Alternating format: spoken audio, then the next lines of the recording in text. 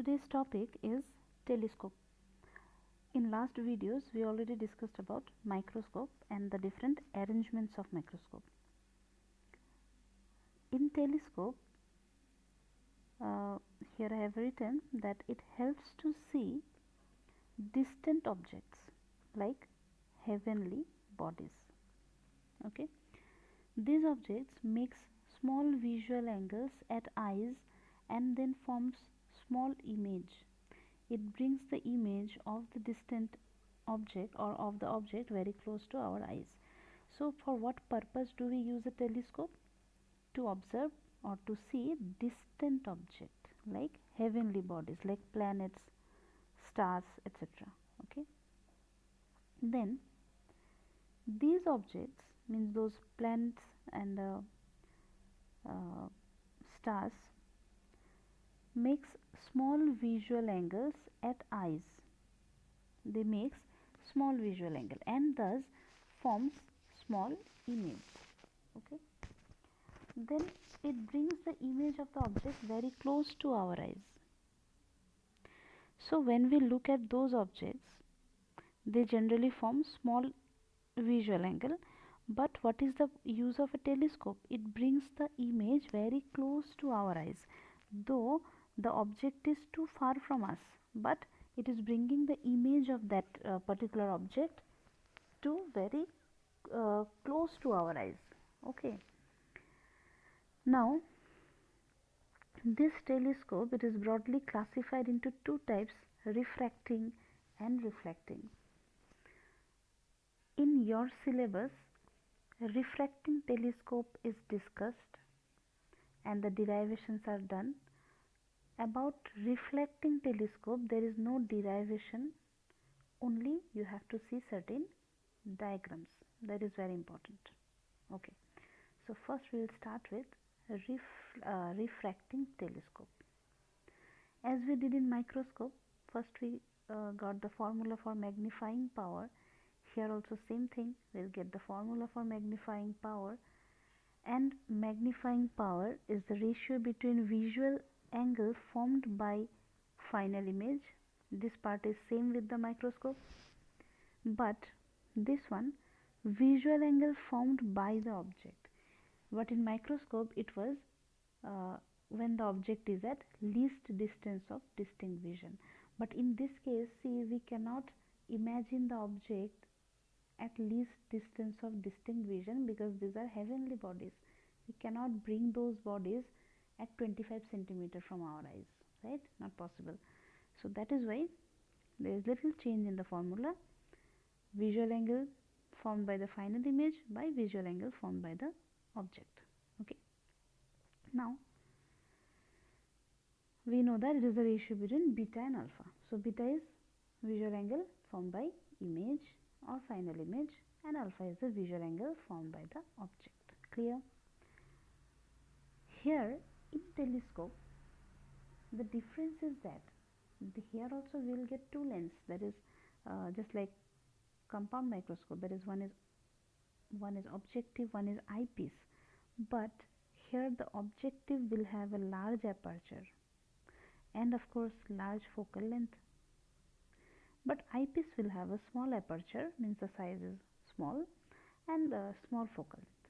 Now why this? Why the objective has a large aperture? Very important thing to remember. The aperture is made large of objective. Objective means that is facing the object because it is collecting the light from the object. Now see, here the objects are heavenly bodies, so very big object, and from those big object, if the first lens, that means the objective, if it cannot collect more and more light, the image formed will not be distinct, it will be blur, it will be faint.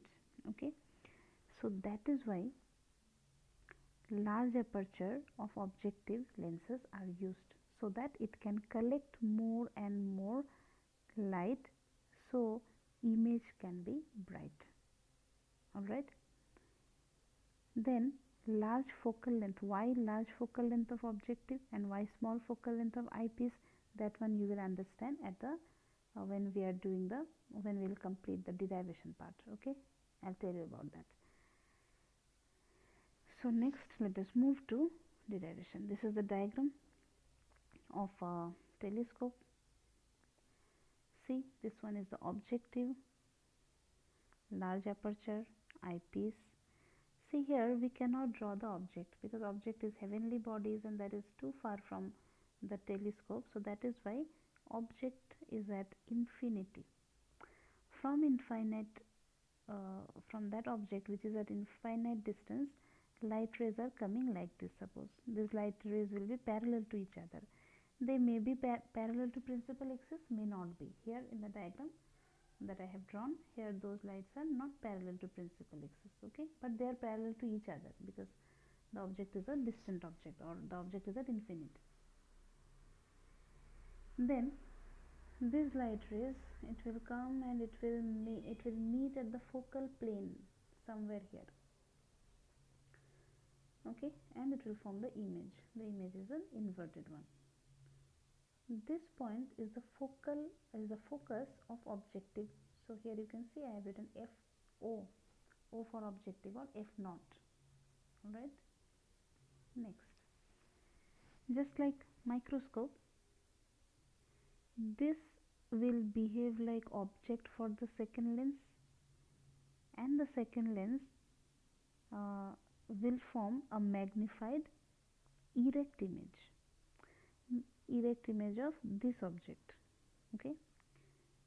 And for that, where should we place this object to get a magnified and erect image? The object should be in between the optical center of the lens and the focus of the lens. So here you can see the focus of the lens is FE, E for eyepiece, okay. Then one light from this is falling on the lens, another one is directly passing through the optical center. If you extend both this light ray, they are meeting at point A double dash, and this is the final image formed. So I hope this much is clear. Here I have written F naught. F naught means is the focal length of the objective from this optical center to this F naught, and UE is the object distance for the eyepiece, okay. Then alpha and beta. See, alpha is this angle because alpha was the visual angle formed by the object. So this light is coming from object, and this at this optical center, how much angle it is forming, that is alpha, okay, that will be the visual angle formed by the object. And this is the image, final image. So this final image, if you extend it, how much angle, okay, like this, okay, so how much angle it is forming here, that is beta. Alright, so this is the ratio. The ratio between beta and alpha is known as magnifying power. So we'll do that. Then from the figure we know that for small angles we can write tan theta is nearly equal to theta. Alright, we know this one. So here also same thing we are going to apply. Tan alpha is nearly equal to alpha. So if this is alpha, then this angle will also be alpha, vertically opposite angles. And if this is alpha, we know tan alpha is perpendicular by base. Which one is our triangle? This is the triangle. This one, this one, this one, right? So perpendicular of this triangle is A dash B dash. Base of the triangle is this part, which is nothing but F naught. So this by F naught, okay. Tan beta. Tan beta. So beta is this one. We are taking the small triangle. So tan beta will be equal to perpendicular, means A dash B dash by base. Base is how much? UE. Alright. Now the ratio is magnifying power. So tan beta by tan alpha, if you do this will get cancelled. We are going to get F naught by UE. So this is the general formula. But as in microscope we did, two cases we did. One is when the image is at least distance of distinct vision, and when the image is at normal adjustment means at infinite distance. So this two case we'll do here also. Okay.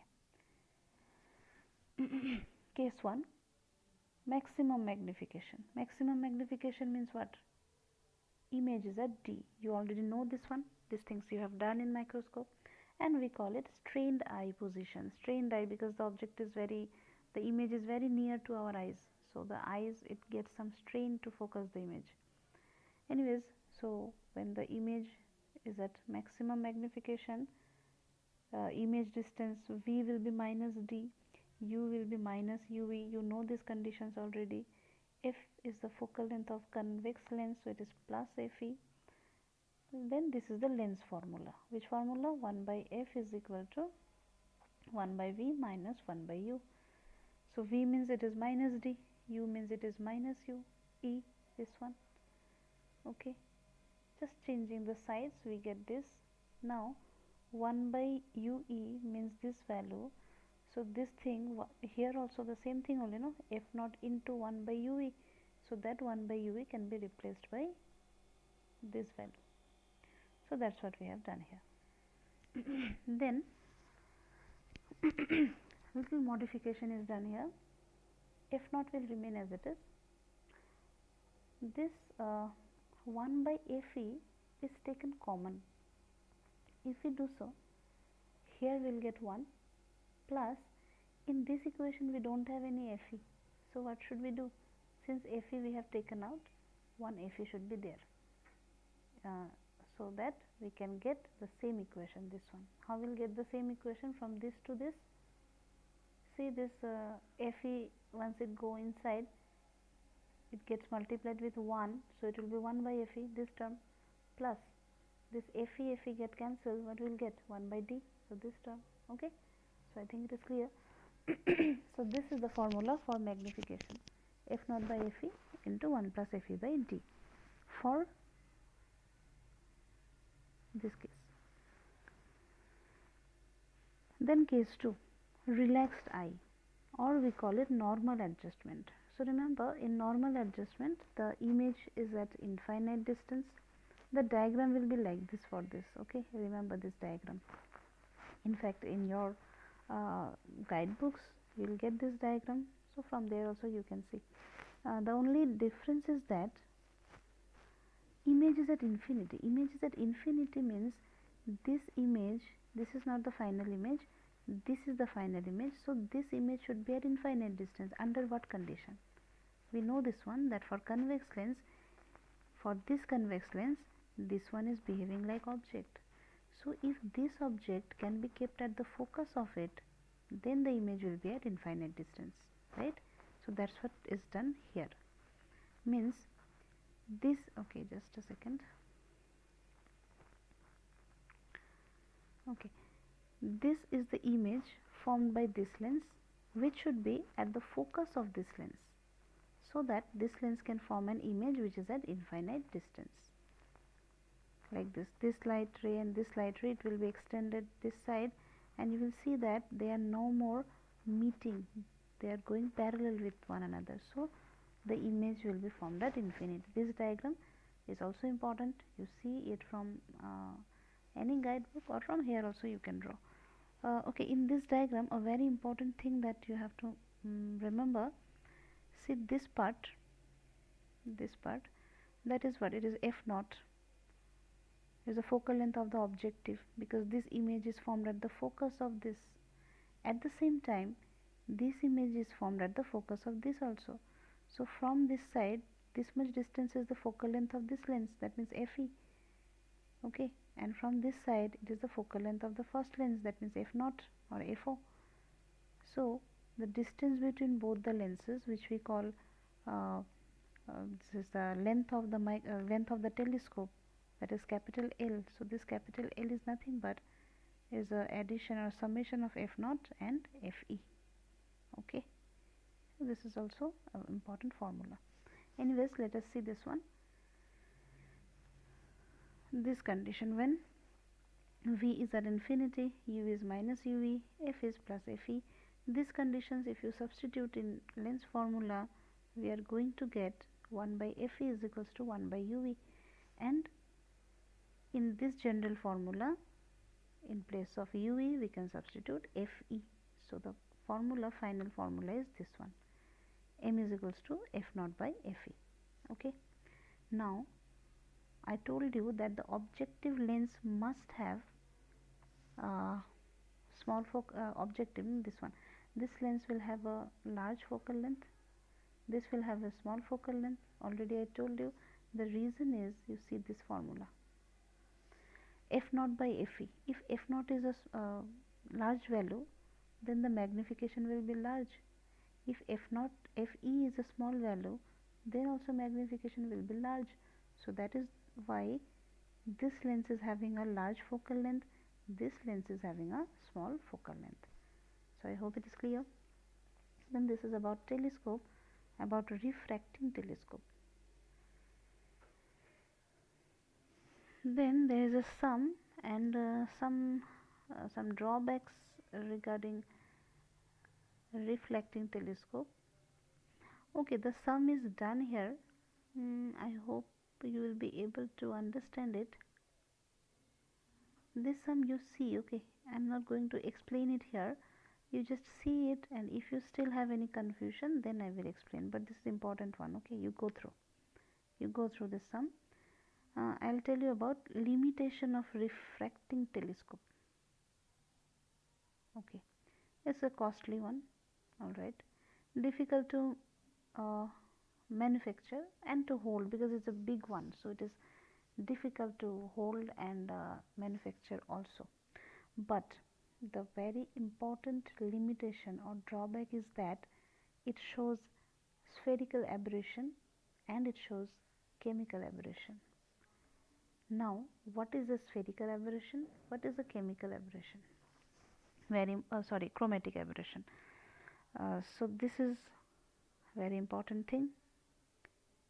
Alright, spherical aberration means this arises due to the shape of the lens, because see, these lenses that we are considering here, it is collecting light ray from a distant object, and the ray diagrams that we usually draw, in those ray diagram we generally consider these rays.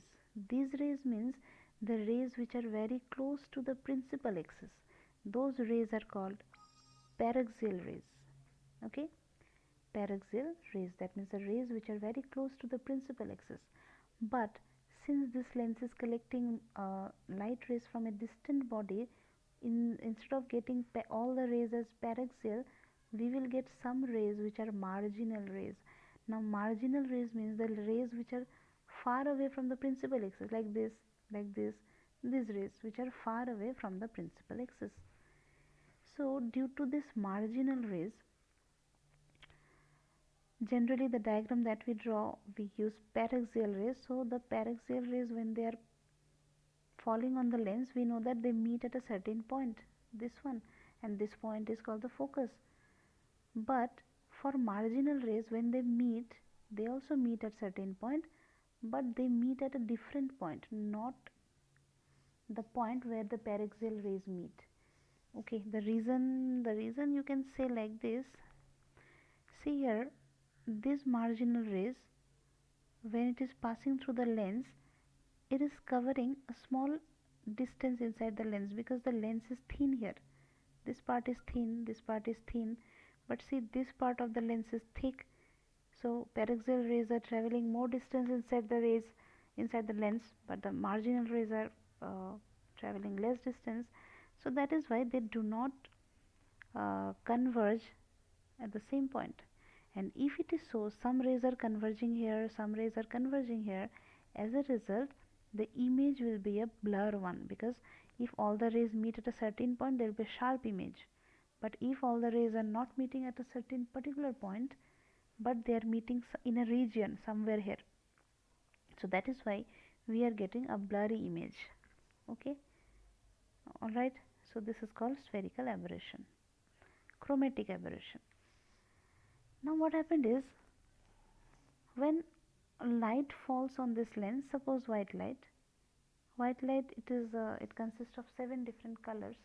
So when these 7 colors falls on this lens, due to their different wavelength, those 7 colors they split up, just like in prism we saw. They split up.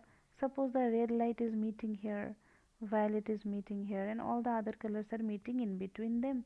So as a result, we are getting some color lines here, and as a result also the image will not be sharp one. We are getting some colors, right? This is called what? Chromatic aberration. So these are very important limitation of telescope, right? I mean refracting telescope. Okay, then in reflecting telescope, the objectives are generally, here we know that one is two lenses are used, objective and eyepiece. This one, no, objective lens and eyepiece lens. But in reflecting telescope, instead of using a lens here, they use a mirror there. Different type of mirror, but they use a mirror so that it does not, or refraction does not take place. If refraction takes place, there will be chromatic or spherical aberration. Okay, so in reflecting telescope you don't have to see any derivation, just you have to see two types of reflecting telescope and its diagram.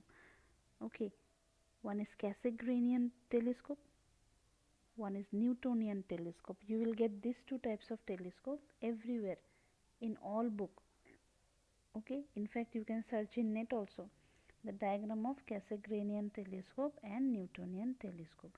So these two diagram you will see from any book or from net also. Alright, so this is all about telescope, and this sum you go through. If you find any difficulty, let me know, I will explain. Okay, so here is the end of this chapter. So in next video I will give you electromagnetic waves. That is a very small chapter, so in one video only I will complete that chapter.